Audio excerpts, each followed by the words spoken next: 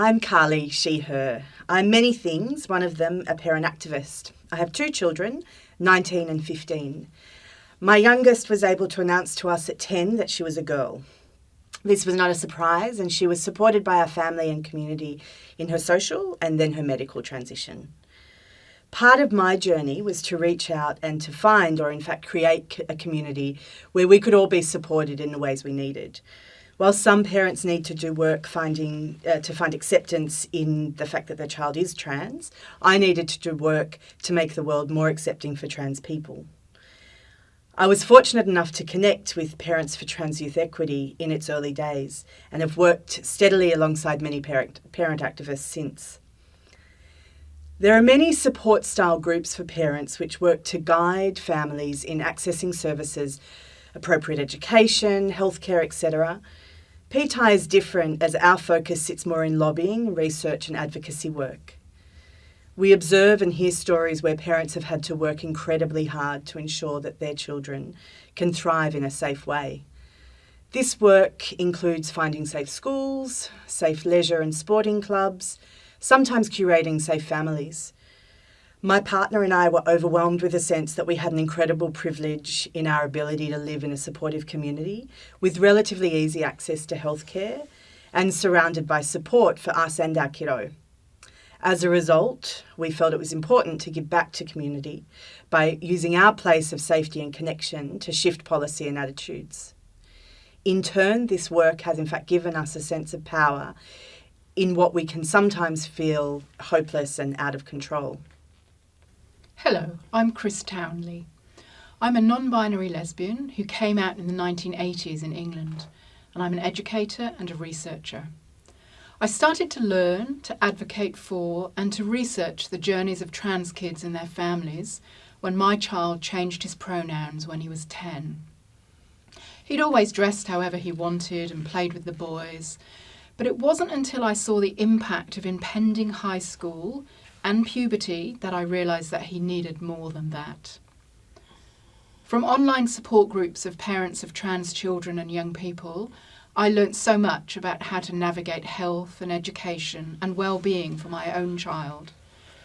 And I saw that so many of the barriers to well-being were systemic, so I became an advocate. An advocate not only for my child, but for others.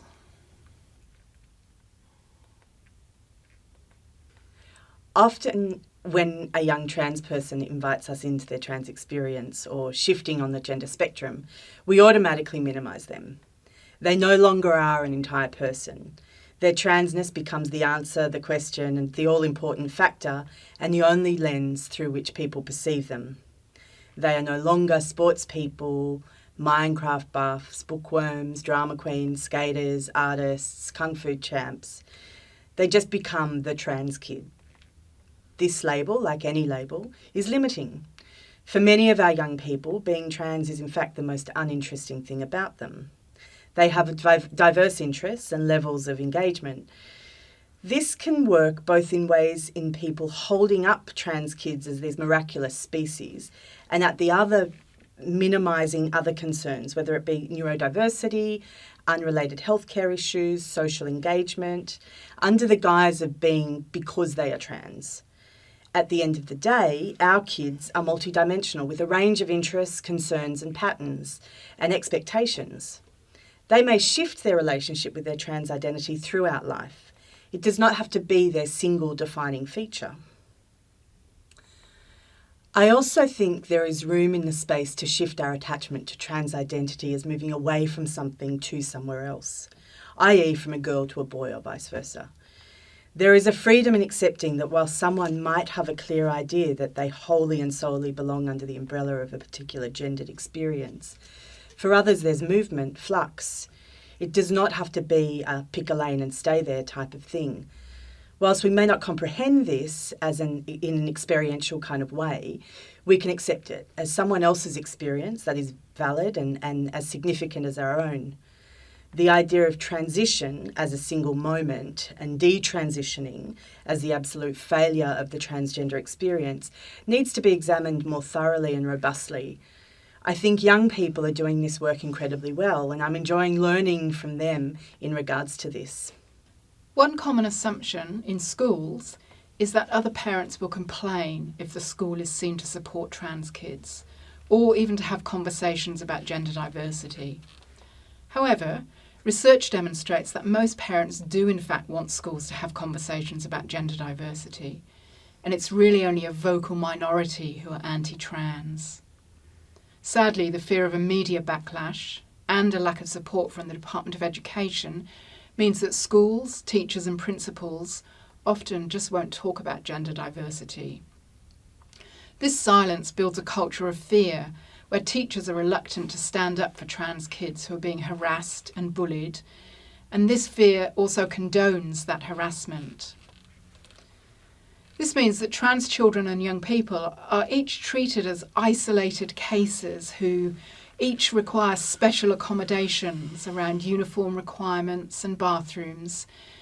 And this means that they're singled out and made highly visible rather than schools implementing systemic change. So somehow we all have to work with schools and teachers to do the right thing for our kids. Let's also talk about non-binary people. As you may know, binary gender is identifying as either a boy or a girl. And when we use the term trans, we do include trans children and young people who have a binary gender, so they've transitioned from boy to girl or vice versa. We also include those who are non-binary.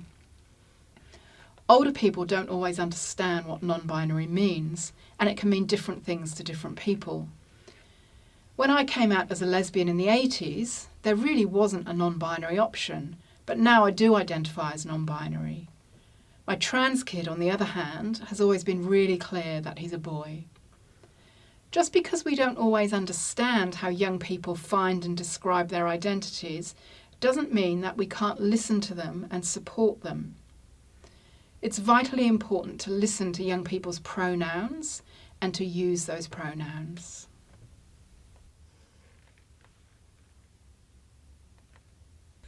We advocate for change by loudly and proudly counteracting the idea that a child won't be supported when they come out. Despite a noisy rhetoric suggesting that this is a tragedy and something to mourn, we experience more families who love and support without conditions around gender and sexuality. By accepting this as the norm rather than an exception, we can shift that rhetoric so that young people and children should be able to come out to their families with the expectation of acceptance.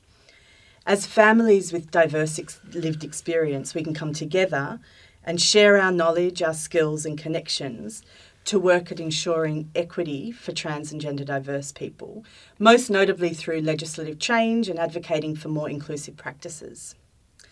This work includes writing submissions to parliamentary inquiries, including a school refusal or school can't, the equality bill, education bills, public toilet access, appearing at and providing evidence at hearings, providing evidence to Human Rights Commission research, working directly with politicians and other lobby groups to inform proposed legislation and policies, consulting with and sitting on advisory panels for government departments, NGOs and corporations, conducting and publishing research, and where safe and appropriate, we will occasionally do media work.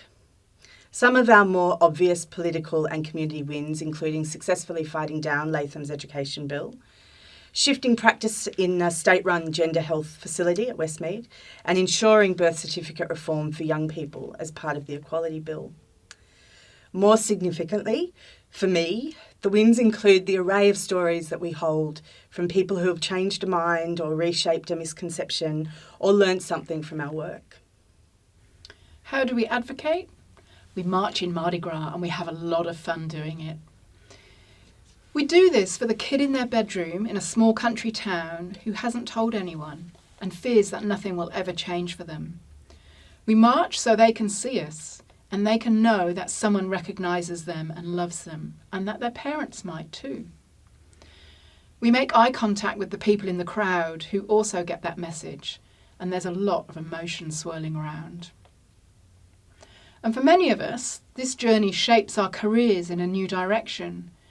Changing the world to be a better place for trans kids is now a big focus for me in my research. It does sound corny, But we've learnt such important lessons from our kids that working for change becomes woven into our lives. I guess at the core of how we advocate is that we are sharing our stories and we're saying, look, we're real people and we have kids who are trans and our kids are amazing. We do this on TV at Mardi Gras, and I do this through the research I publish. In my research, one parent told me that they spent some time as an Uber driver and they had a conversation about trans kids with every single person who got into their Uber. This is one way that we change the world, one conversation at a time.